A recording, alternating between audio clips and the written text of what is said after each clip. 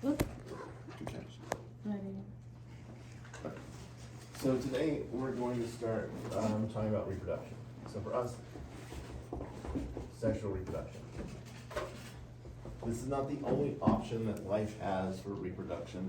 If you think in micro, you're aware of this idea of like asexual reproduction. The benefit to asexual reproduction is, in essence, you're immortal, right? Because you just split and you're a copy, right? Everything's a copy, it's all a clone. Think like bacterial cells, right? Just copies of copies of copies, and great, you live forever. Because you're passing on 100% of your genes. The cost for sexual reproduction is that we only pass on half of our genes to the next generation. The benefit to sexual reproduction is genetic diversity. Meaning that our offspring are different than we are. Why does that matter? Well, when you take micro, you'll have that plate of the bacterial cells, drop that antibiotic disc on there, and it'll kill them all. Because they're all the same. So if it kills one of them, it'll kill all of them. For us, we're able to survive different sorts of selection pressures because we're all different. And we see this in disease outbreaks like COVID. A lot of people died. A lot of people didn't. Why? Because we're different genetically. And we see that where people are more susceptible or less susceptible to diseases. We talked about this when we talked about antigen diversity and the numbers of antigens that we can fight against just because of the way the genetics recombine. And that changes each generation.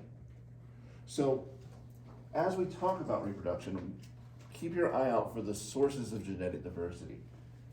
The first one here is crossing over during meiosis. Meiosis. All right, so meiosis is gamete production.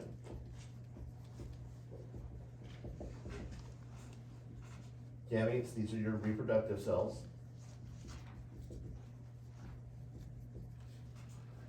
This is different than mitosis. And we'll look at this in just a bit as well. But in mitosis, we're producing two identical cells. In meiosis, we're not.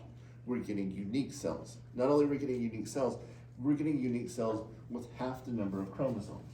Your normal cells, somatic cells, have 46 chromosomes. That's 23 pairs. Gametes don't. Somatic cells, these are called diploid cells because we have the 23 pairs. Gametes, we just have 23 chromosomes. This is called a haploid cell.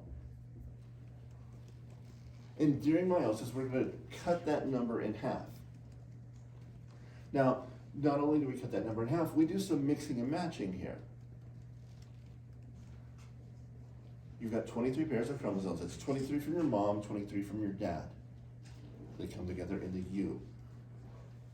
During meiosis, we're going to mix and match those components and come up with a new combination of genes on that chromosome.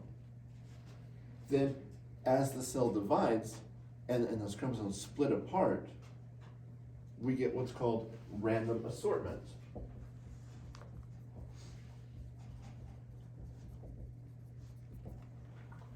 Random assortment means that there's no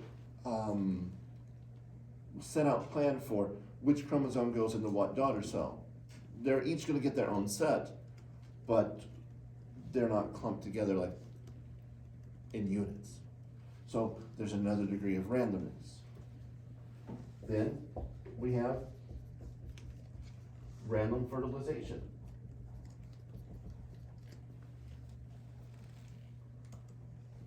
There's roughly 100 million sperm cells to choose from during fertilization. And one oocyte, but to get there, it had to go through the process of ovulation. You don't know which oocyte's going to make it through ovulation. You don't know which sperm cell's going to fertilize that egg. It's completely random. And then we have random mating. And that's not what it sounds like.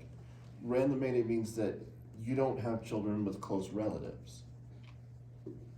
But we have a much broader gene pool than that. You're not limited to the people that you're related to. And so doing that introduces new genes. Later we'll look at the idea of like an inbreeding depression where that doesn't happen. And where you have sort of the intermating of close relatives, and you start to see those recessive genes compile, where normally they'd be masked by a dominant gene and you're just a carrier for it.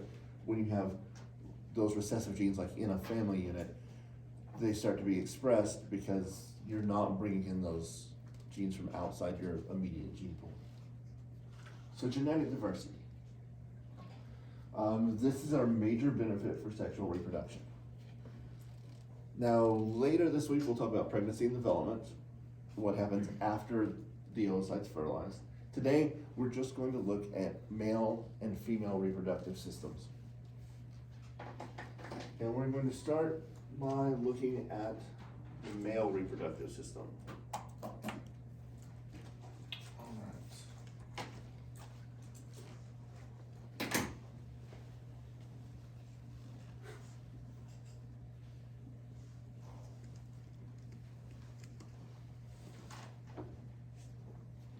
So terms that we'll use throughout.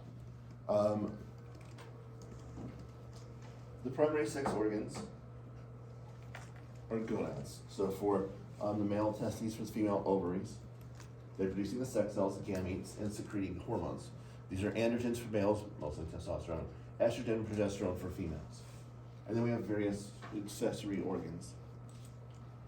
Those sex hormones are going to be important for development of the reproductive system, sex drive, growth and development of lots of other things as well. We've already talked about testosterone and estrogen and their role in keeping the bones there.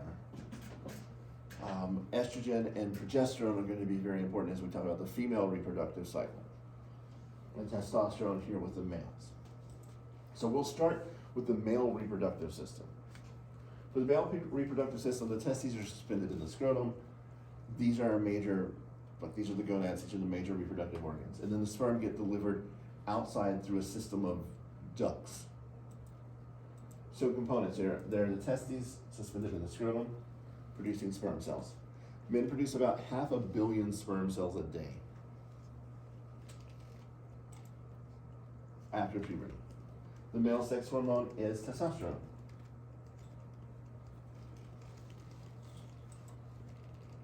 Then we have a system of ducts to convey those sperm out.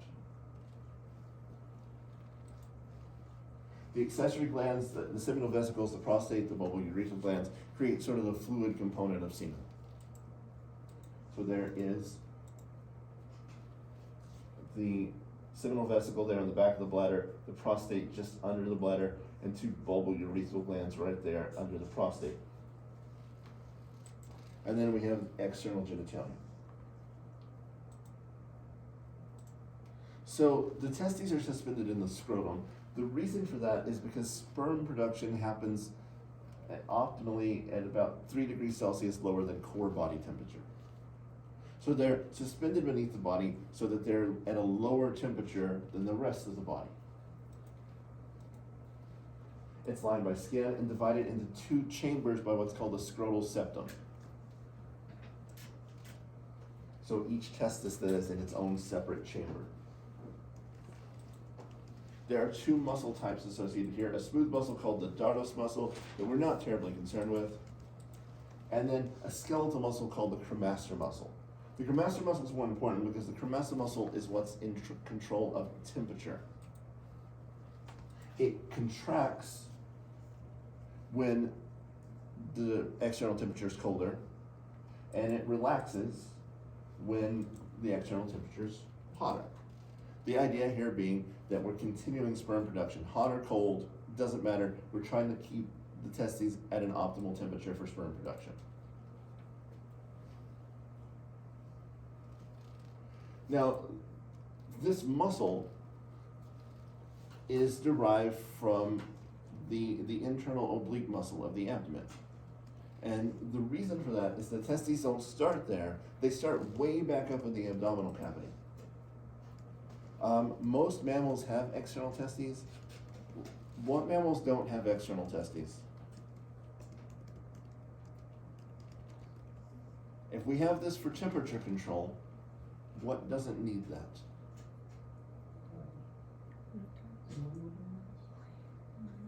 Think gigantic. Whales. Whales, right? So now you're thinking about that, you're like, oh, well, I guess, oh, yeah. Yeah, so that makes whales really weird, one, because they're gigantic animals, but they live in the ocean, it's already freaking cold, so no need for external testes. Dolphins either. So again, that'd make dolphins really weird. So, there you go. Fun things you learned today. You probably already knew this, but now you're thinking about it. All right, so here's the testis beginning way back up here in the abdominal cavity next to the kidneys. And they're going to make a descent down and out of the abdomen. So they form inside right up next to the kidneys, against the abdominal wall. They're attached to a ligament that's called the gubernaculum. The gubernaculum is attached to the skin of the future scrotum, and what happens is the developing fetus grows around it. And it's anchored in place by that ligament. And as the fetus grows, it's going to pull that structure down and out of the body. The top of the testis is connected to blood vessels. These would be the gonadal artery and vein. The gonadal artery and vein, again, start way back up there in the abdomen. They get dragged down. There are nerves and a duct. That's called the ductus deferens. And all of that's going to get pulled down and out of the body.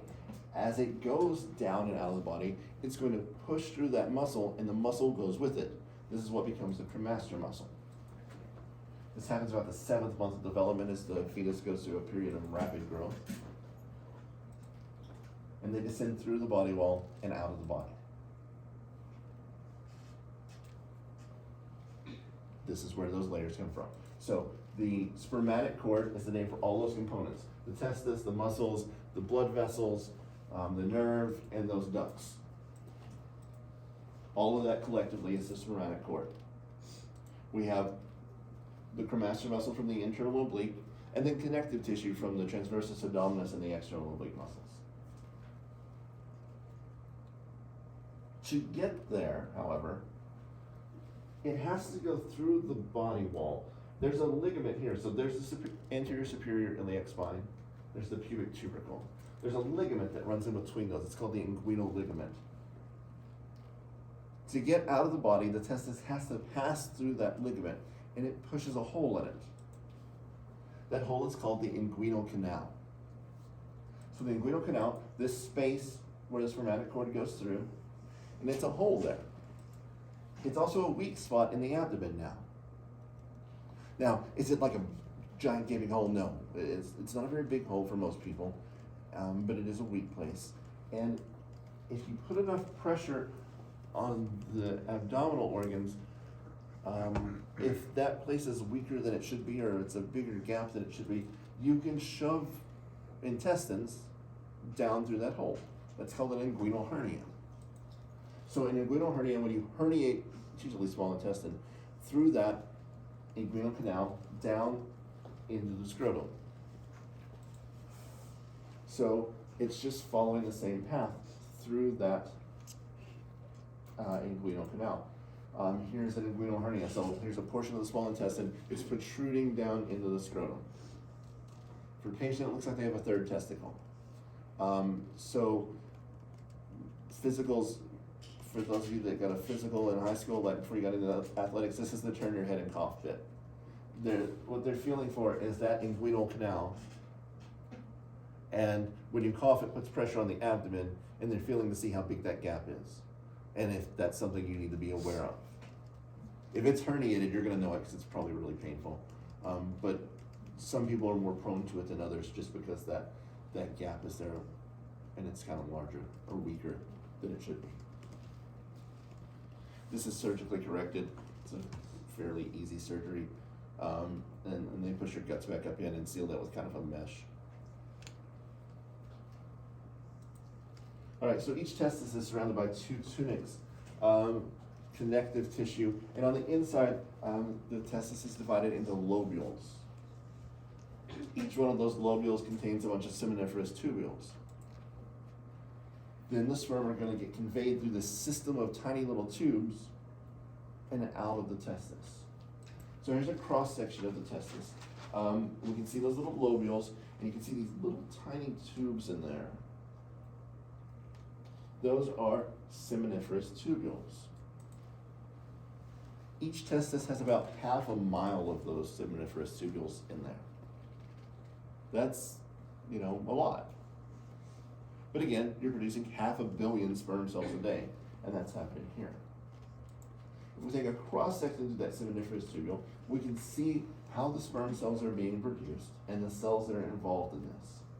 So we're concerned with a few cells here. These cells that are kind of in blue, these are our developing sperm cells. There's like the actual spermatid there. That's kind of like, it's not a mature sperm cell, but it's as close as we're going to get at this point. These are sort of the stem cells up here and our developing cells there. These purple cells that are right here are called sustenacular cells. And these sort of pink cells out here are called interstitial cells. There's another name for them as well. The sustenacular cells here in the middle are also called Sertoli cells.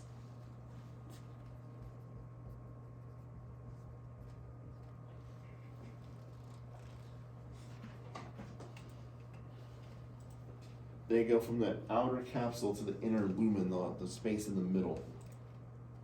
The job of these cells is first they maintain the blood-testis barrier. Just like we have a blood-brain barrier, we have a blood-testis barrier. Now, different reasons. Your brain, you don't want to expose it to all the changing conditions of your blood. The testis, not so much. It's not that. It's that for males, sperm cells aren't produced until puberty. Well, your immune system, has been doing its job for that many years. Like since you're born, your immune system's been doing its thing. And then at puberty, you start making new cells. Nobody informs your immune system that you're going to start making new cells. So we protect those sperm cells from the immune system because if it became aware of them, it would kill them. It doesn't know what those are. Other jobs of the sustenacular or Sertoli cells, they support spermatogenesis. As the sperm cell develops, because we do have this blood-testis barrier, nutrients have to come from somewhere. They're being provided by these Sertoli cells. These Sertoli cells are also absorbing all the pieces that the sperm cells are losing. They go from normal-sized cells to really, really tiny cells, and they're shedding all this stuff. That gets phagocytized by these Sertoli cells.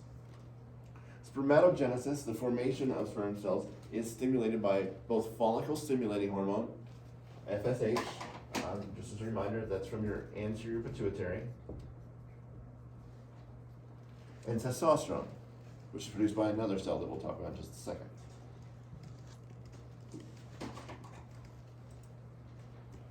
So our developing sperm cells here, spermatogonia, those are the stem cells that are on the outer capsule, and the older cells are pushed inward now. These cells are constantly replicating. They're always undergoing mitosis. Here in our development, we can see the primary spermatocyte. It's getting ready for meiosis 1, and it will split, and then here you can see it getting ready for meiosis 2.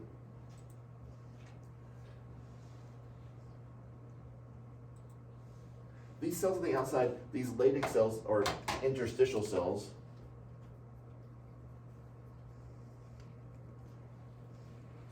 the interstitial cells, the Leydig cells, make testosterone. They make testosterone in response to luteinizing hormone, which is again from the anterior pituitary gland. Now, unlike what we see in the female reproductive cycle, where these hormones are causing the release of other hormones, which causes, and you get this big sort of circular event, it's more of a straight shot here. You've got follicle-stimulating hormone, you've got luteinizing hormone, everything points towards sperm production. There's not this sort of coming and going that we have like with oocytes being ovulated. It's just a conveyor belt of sperm production. So here's again our seminiferous tubule. Testosterone that's produced by these Leydig cells is the most important androgen. Androgens are male sex hormones. And there's lots of functions here. Obviously, like sperm production that we just talked about. This doesn't start until puberty. Male sex drive, sex behavior, male sex, secondary sex characteristics as well. So facial hair, that sort of thing. Women also produce testosterone, just not as much. That testosterone is coming from the adrenal cortex. We talked about that when we talked about the adrenal glands. So spermatogenesis, the constant process of sperm production. This begins at puberty and continues until you're dead. Well past 70. This is evidenced by famous people that you've seen in the news recently, right? De Niro just had a kid. He's 80. I thought I was old at 40. 80.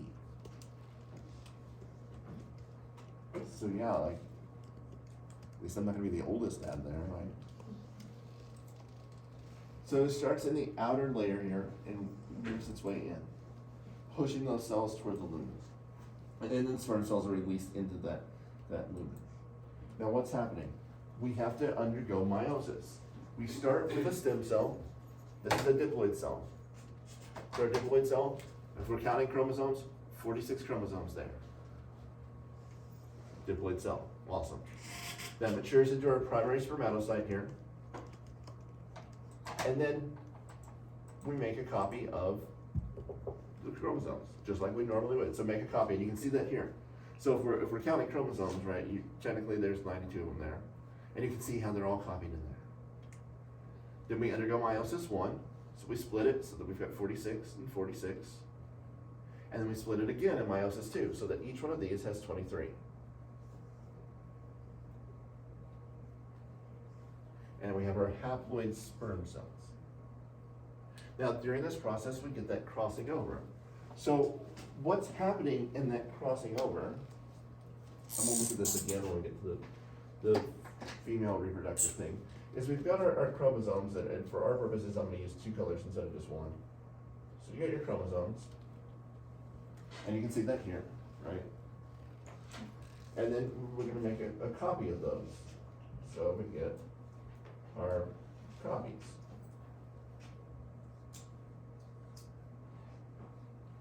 Well, they overlap. And this is grossly oversimplified. They're going to overlap more than once, multiple times. So now when they split, they split like that. This is terribly drawn, but you get the point. We're mixing and matching. So we get this. That's crossing over. We have a new combination there. And now, when these split to go down here, you know, there's no way to tell which one's going to go to which cell. And this is happening with all 23 pairs there. So we get random assortment. So we get random assortment, we've got this crossing over. That means that our cells down here, these sperm cells, the actual gametes, are unique. Because there's an infinite number of combinations here. We've got 46 chromosomes.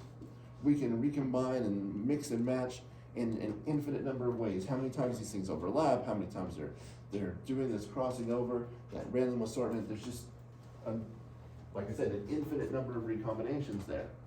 So all of these cells down here are unique cells.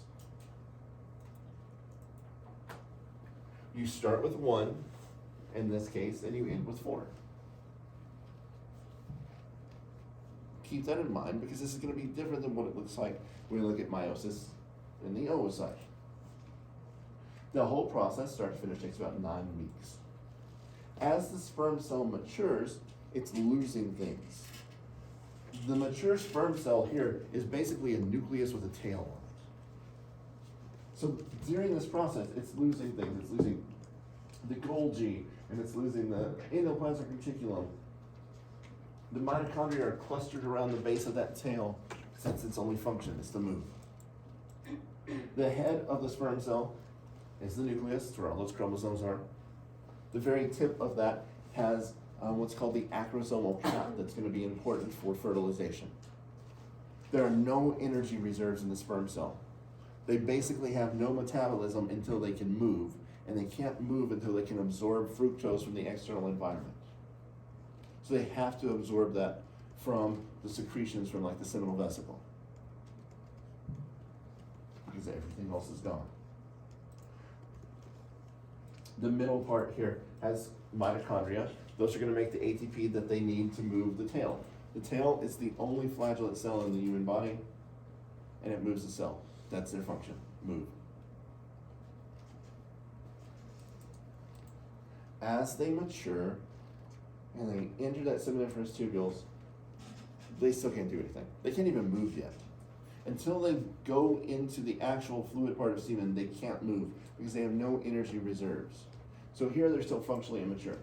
They can fertilize an oocyte even if that was there, because to mature, they have to be mixed with the secretions from the male tract, and they have to pass through the female reproductive tract. The membrane on the outside of the sperm cell has to be weakened by the secretions on the female side. Functional maturation in terms of like movement occurs as it passes through the duct system. So the pathway it's going to take, it's going to begin here at the epididymis. The epididymis blends into the ductus deferens, which is this tube that comes back up and comes back around the back side of the bladder and enters the seminal vesicle. Then it's going to go through a tiny little duct right there called the ejaculatory duct, and then enter the urethra. The epididymis is the first part of this. It's a tightly coiled little tube. It's about 7 meters long. It's on the outside of the testis, and sperm are stored here. They don't require any input, right? They don't have any metabolism to speak of, so they can be stored here for a while. It's going to protect them. It's going to keep them from getting damaged. If they are damaged, they can be recycled. As they enter the, or as they leave the epididymis into the ductus deferens, they're still not able to move on their own. In the ductus deferens, the second part of this, which begins at the end of the epididymis, it's about 18 inches. Sperm can still be stored. They can stay here in suspended animation for several months. It does travel back up through the inguinal canal as part of that spermatic cord. Muscle contractions are what's going to move this forward because they're not swimming. Sperm enter the ejaculatory duct, which is only about 2 centimeters long. It's formed by the joining of the duct from the seminal vesicle and the ductus deferens. It's then going to travel through the prostate gland, which is there at the base of the bladder, and empty into the urethra. So now we have these glands. These glands are important. These glands produce the fluid component of semen. This includes the seminal vesicles, right there on the back of the bladder, the prostate gland, right here under the bladder, and these 2 tiny little bulbal urethral glands. The seminal vesicles make about 60% of the volume of semen. What you're going to find here is the various secretions, which contain fructose, which the sperm needs to absorb for making ATP, prostaglandins, which stimulate smooth muscle contraction on both the male and the female side, and fibrinogen, which forms a temporary clot.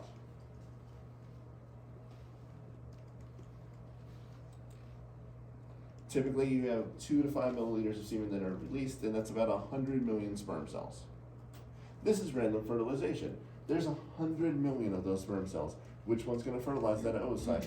There's absolutely no way to determine that. It's the definition of randomness. Even if it was like lower, there were only like 20 million of them.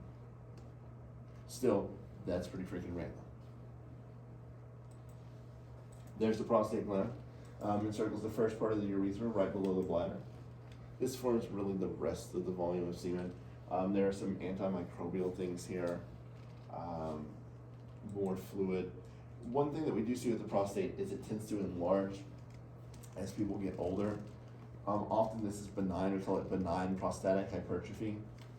Because it's right there at the base of the bladder, it will squeeze the urethra and can cause urinary incontinence because the bladder will completely empty. Prostate cancer also will cause hypertrophy of the prostate and will cause urinary incontinence. Prostate cancer, when it's caught early, has a really high success rate in terms of treatment. If it's not caught, it will metastasize to the bones, and then success rate of treating it becomes much, much lower. About half the men between 60 and 70 have some symptoms of this. As you hit 80 and above, it's like 90%. The final maturation of sperm happens when they mix with the secretions from the seminal vesicle. They absorb that fructose, and now they can move. They're only capable of fertilizing the oocyte, however, when they go through the female reproductive tract. To get there, they're going to be conveyed through the penis, which surrounds the urethra. There are two tissues here that do two different things. There are the corpora cavernosa, which we see sort of on the outside. It's always illustrated as kind of a white tissue with these big squares in it. And then the corpus spongiosum that surrounds the urethra. This is easier seen in a cross section. So here we see this cross section. So here's the corpora cavernosa. Each corpora cavernosa surrounds this little artery called the central artery. This is the erectile tissue. So what's going to happen, and we'll see this again in a minute, is those blood vessels dilate and blood escapes into these little cavities. As it does, and those cavities fill with blood, there's a connective tissue wrapping around this, and it compresses that vein so that the blood can't drain back out. So the pressure just increases. Here you have the corpus spongiosum. This is not erectile tissue. It just surrounds the urethra.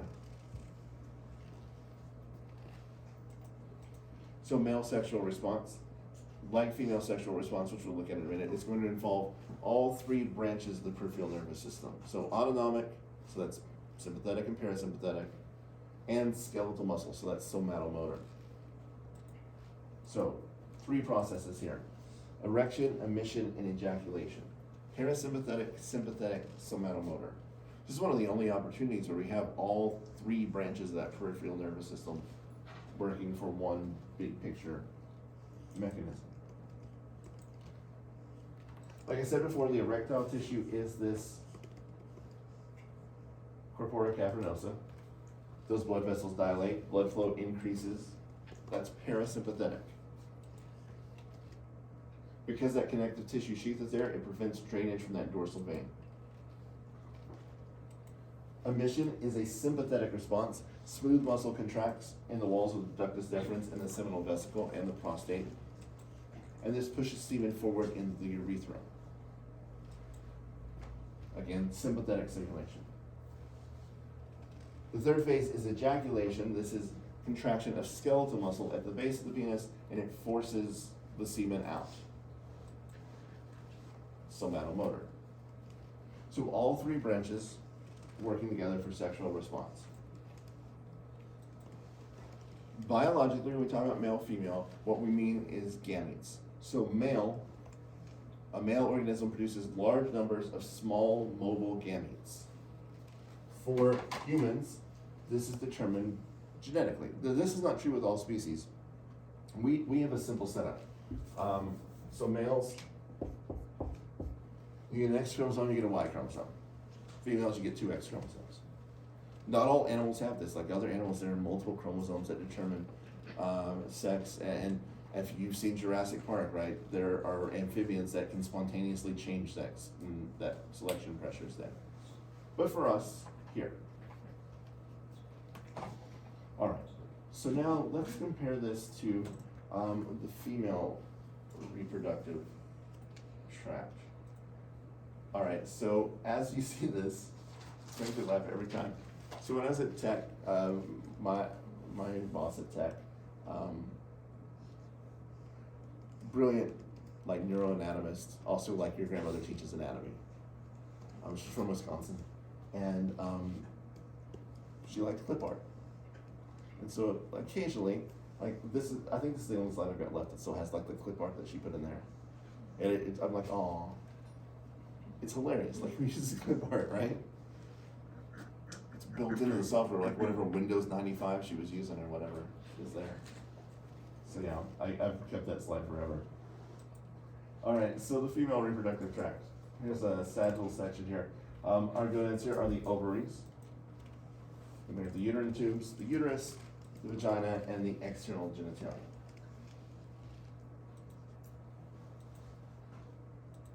Structural support from the uterus and the ovaries come from these things called ligaments. You can see the broad ligament right here. We have uterosacral, suspensory ligaments, broad ligament, ovarian ligaments, round ligaments. There's a lot of structural support here. Now, they're not ligaments, right? Ligaments connect bones together, but we call them that. They're actually mesenteries, and they surround this and attach them to the pelvic wall and maintain the position of the ovaries and the uterus. Blood vessels will run through these as well. The ovaries are suspended by an ovarian ligament, a suspensory ligament. There's a broad ligament. All of this is keeping the position of both the ovaries and the uterus. And this is actually fairly important. In humans, the uterus is about a 90-degree angle to the vagina because we're bipeds, we're on our feet. So if that angle was increased, it would be a straight shot out. So this 90-degree angle keeps the developing fetus and the uterus itself in the pelvic cavity and not in that straight shot out. You've probably heard this, like often with fertility, one of the things that comes up is the term tilted uterus, right? And this reduces fertility because that angle's wrong and it's more difficult to maintain that pregnancy because the angle's off. So about 90 degrees is typical there. And now as the baby develops, it develops up here in the abdominal cavity. So here's the ovaries. They're always purple in the diagrams, but there you go, the ovaries. Producing the oocytes are female gametes, secreting estrogen and progesterone. There's a cross section of an ovary, and we can see an outer cortex and an inner medulla. The outer cortex is where we find the oocytes. The inner medulla is where we find blood vessels.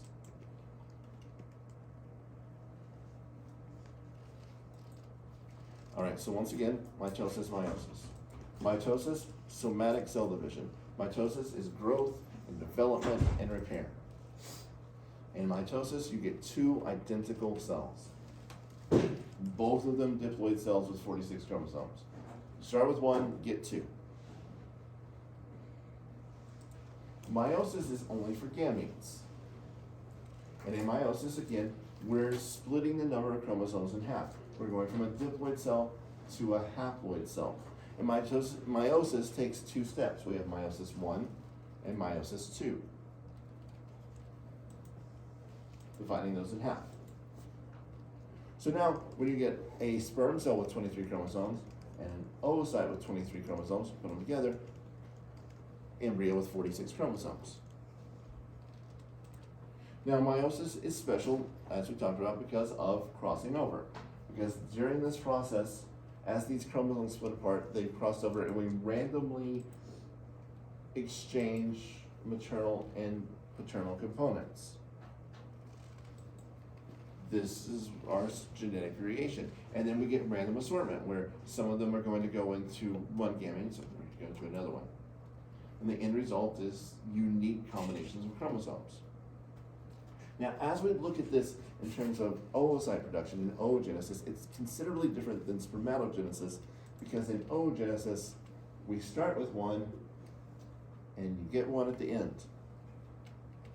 Whereas in spermatogenesis, you start with the one and you get four.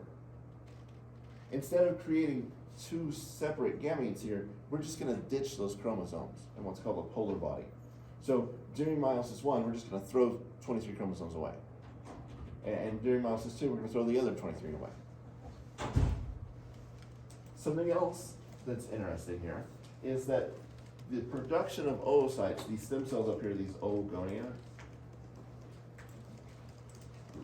those stem cells undergo mitosis and they replicate to produce the oocytes, and that happens before you're born. That happens by about 20 weeks of gestation, which means that you're born with all the oocytes that you'll ever have. We're done producing that by the time you're born. Not only that, the DNA's already made a copy of itself by the time you're born. What you have at birth are these things called primary oocytes. We got our 46 chromosomes, 46. We made copies of them, so like 92 right here. And now we're stuck. Like it's gonna stay there until puberty. At puberty, the oocytes undergo meiosis. Meiosis 1 happens at ovulation. You ditch half the chromosomes, and you keep this. Meiosis 2 only happens if this oocyte gets fertilized. If fertilization doesn't take place, nothing happens. We don't undergo meiosis 2. If the sperm cell meets that egg, then you toss out 23 more chromosomes real quick.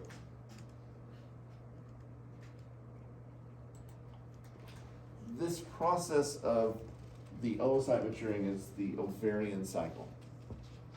The ovarian cycle takes place in 2 phases. Up at the top, we have what's called the follicular phase, and at bottom we have ovulation and then the luteal phase. So we're going to look at these phases, and we're talking about the hormones here. Up until puberty, all that's in the ovary are called primordial follicles. So what's a follicle? A follicle is the actual oocyte, the gamete, and it's surrounded by cells we call follicle cells. At this point, they're simple squamous epithelial cells. So you've got your oocyte here in the middle, and it's surrounded by just a layer of thin, flat cells.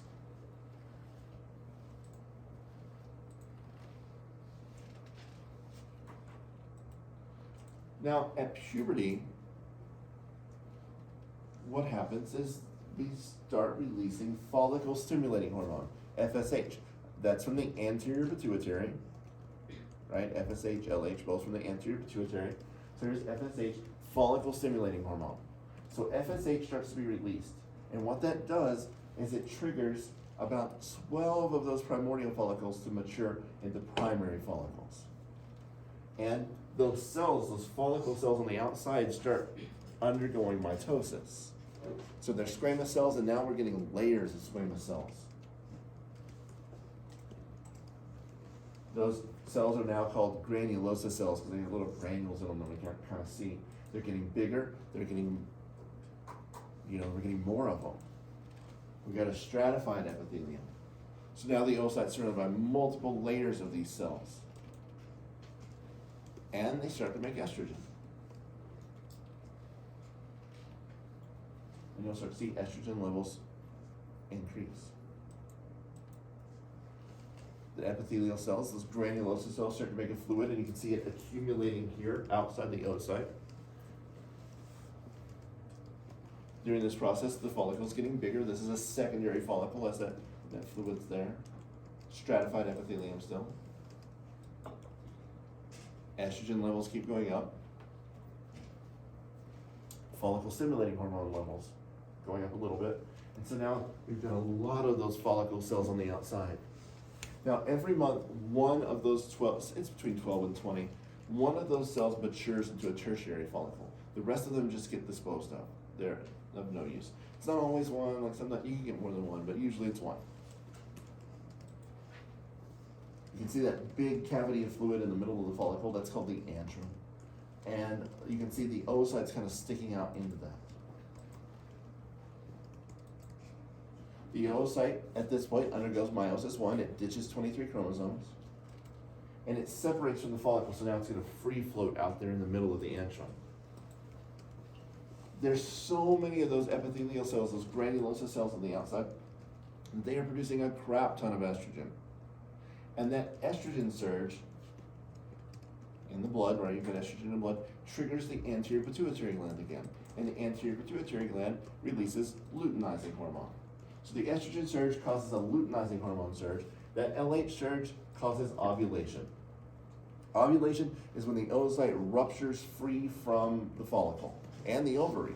And you can see that here. So here's the follicle, there's the wall of the ovary, and it's rupturing free from the ovary. So ovulation, because of that luteinizing hormone surge. For patients that are having fertility issues, you can buy home ovulation tests. And what that's looking for is the luteinizing hormone, and it's a spike. And when that happens, you know that you just ovulated because they get that spike in LH. The follicle that's left behind becomes what's called the corpus luteum, or yellow body. It collapses on itself. So we have the formation of the corpus luteum. And now those cells start making progesterone. All right, so now we have progesterone production. What's progesterone going to do? Progesterone prepares the uterus for implantation of this potential implantation of this oocyte. So LH is luteinizing hormone, causes the formation of the corpus luteum. Corpus luteum makes progesterone. FSH, follicle stimulating hormone, causes follicle maturation. LH, luteinizing hormone, ovulation, the formation of the corpus luteum. If the oocyte is not fertilized, in like 12 days, the corpus luteum dies, and it becomes the corpus albicans, or the white body, scar tissue. It doesn't do anything. Stops releasing its hormones, and the cycle starts over. So here's the cycle.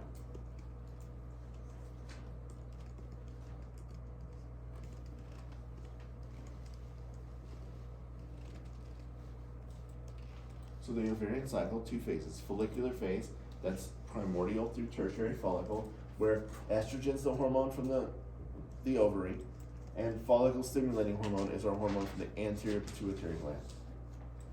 The luteal phase, after ovulation, where we have the formation of the corpus luteum. Here, progesterone is our hormone from the ovary, and luteinizing hormone is our hormone from the anterior pituitary gland. So the phases named after the pituitary hormones. Okay, so here's our chart. So here's FSH and LH. You can see that spike in luteinizing hormone, which causes ovulation. That spike in luteinizing hormone was caused by this estrogen spike. There's our estrogen spike, luteinizing hormone spike, ovulation. After ovulation, the corpus luteum starts making progesterone. Notice that when progesterone production kicks off, luteinizing hormone and follicle stimulating hormone both drop.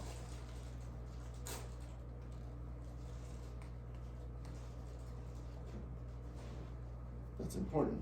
Luteinizing hormone causes ovulation. Follicle stimulating hormone causes follicle maturation, so leading up to ovulation. Progesterone is released when there's an oocyte in play. It could potentially be fertilized. It's out there, it's ovulated, it could be fertilized. If it is fertilized, that progesterone is not going to do this. If we have fertilization, the progesterone is just going to keep going up, after implantation especially. Because progesterone keeps the lining of the uterus in place for that development of the embryo. So we look at something like chemical birth control, it's progesterone and estrogen, but progesterone, the morning after pill, is a bunch of progesterone. Because progesterone inhibits the release of luteinizing hormone and follicle stimulating hormone. So in order to get pregnant, right, there has to be an oocyte in play. So ovulation has to happen. So if you're like right here in terms of that cycle, about to ovulate, you don't want to get pregnant, and you take that morning after pill, progesterone keeps those as a flat line, and you don't ovulate. If you don't ovulate, you can't get pregnant. Chemical birth control, same thing. We keep that as a flat line because we keep the progesterone levels high. In essence, you're telling your body that there's already an oocyte in play, or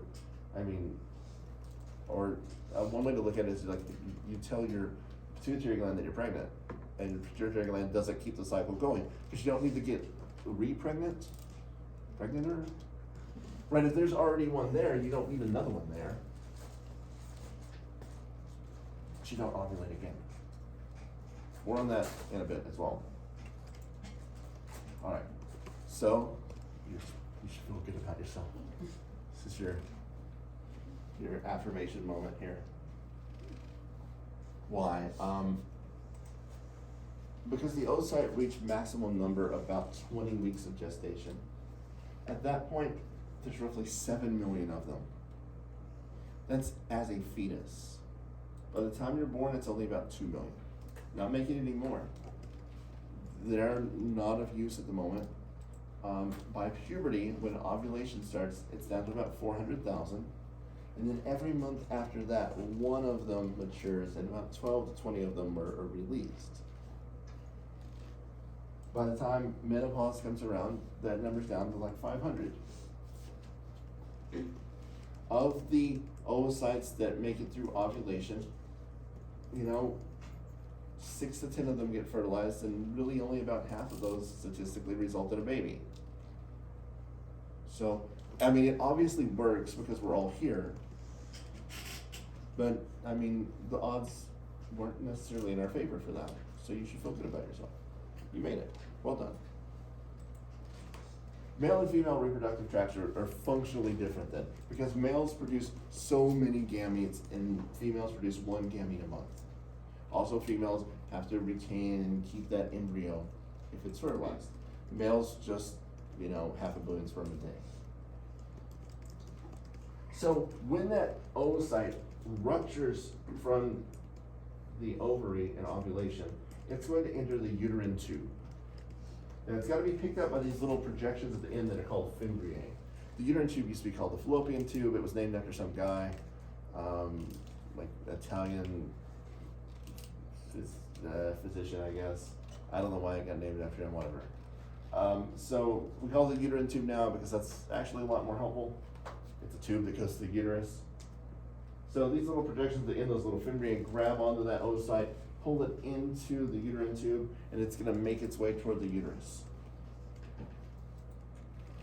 Takes 3 or 4 days. Fertilization usually takes place somewhere like in the middle toward the end of the uterine tube. And then it's going to get conveyed out into the uterus. If, for some reason, that oocyte doesn't enter the uterine tube, it can still be fertilized. And if it gets fertilized outside, it's going to implant somewhere. And then we have an ectopic pregnancy. And you'll have the placenta attached to the outside of the uterus. Or if it implants inside that tube because it can't get out, and we'll look at that later too, then we have a tubal pregnancy. Often ectopic pregnancies are life-threatening, and tubal pregnancies are as well. Again, we'll look at that later. We'll look at some pathophysiology. If it's not fertilized, it's just going to degenerate. We don't get implantation. So here's the uterus. The body of the uterus is the major portion of the uterus. It ends at the cervix. At the top of the uterus, you have the fundus of the uterus. The job of the uterus is to provide protection and nutrition for the developing fetus. The Latin term hyster always refers to the uterus. So like hysterectomy, surgical removal of the uterus. The uterine wall has 3 layers: the perimetrium, the myometrium, and the endometrium. The perimetrium is just the outer membrane, the visceral peritoneum. The myometrium is the actual muscle. The endometrium is what we really care about because this is the lining that's going to be changing in the uterine cycle. So there's the perimetrium. Here's the myometrium, the muscular layer. That's what's responsible for labor contractions. And then the endometrium. This is the glandular layer, the vascular layer. And it has its own 2 little sublayers. The endometrium has a functional layer and a basal layer. The functional layer is what's going to be changing in response to those hormones from the ovaries. The functional layer is what's going to be lost in the menstrual cycle. The basal layer stays behind to regrow a new functional layer. So the uterine cycle, or the menstrual cycle, are these changes that happen in the endometrium, in the functional layer of the endometrium, due to the hormones from the ovary. Average on this is 28 days, and we have 3 phases: the menstrual phase, the proliferative phase, and the secretory phase. Our first 2 phases both happen during the ovarian follicular phase. The secretory phase happens during the ovarian luteal phase. Here's a nice little chart that shows you these phases. So here's our follicular phase and our luteal phase, the menstrual phase, the proliferative phase, and the secretory phase. And down at the bottom, we have our hormones: progesterone, estrogen, progesterone. We're going to start here in the menstrual phase.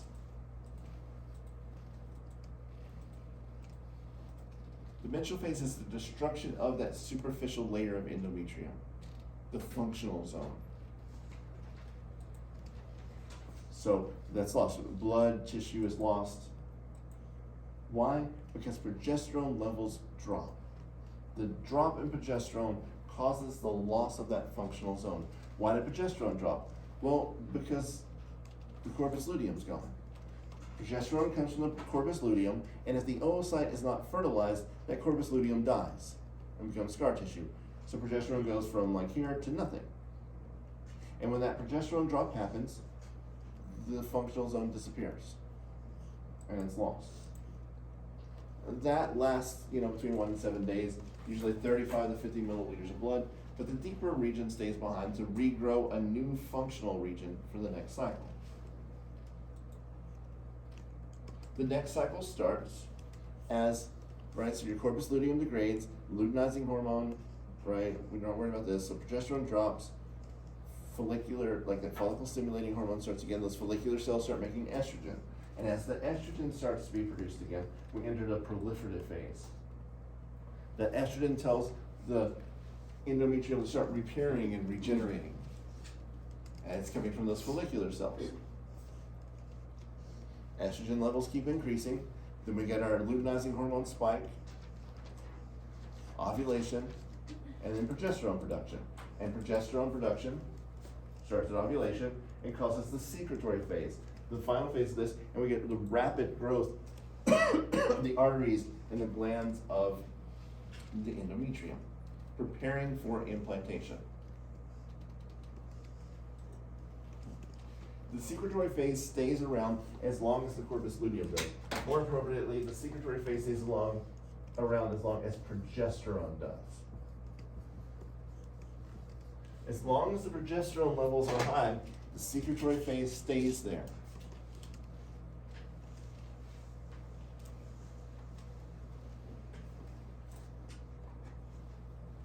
To prepare for this embryo. If fertilization doesn't occur, that secretory phase usually lasts about 12 days, then the corpus luteum dies, progesterone levels drop, cycle starts over. Okay. So,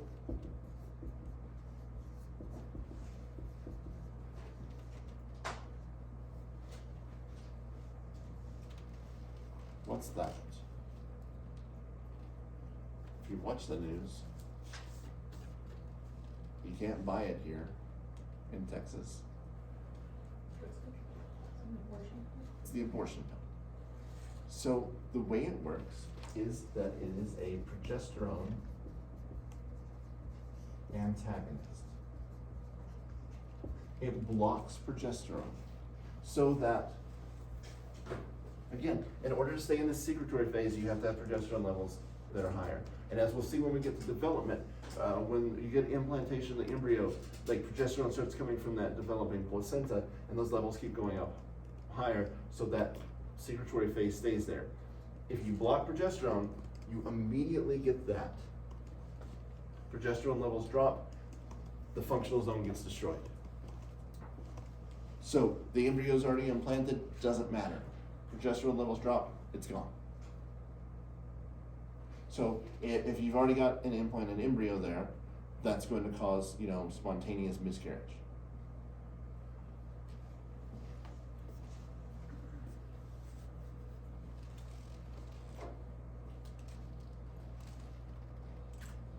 All right, so after the uterus, so there's the cervix.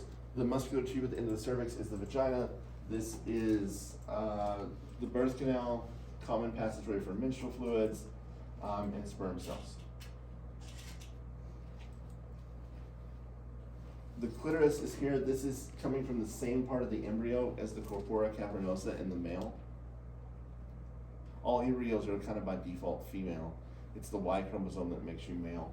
And so these have the same origin in the embryo. External genitalia, we have the labia majora and the labia minora.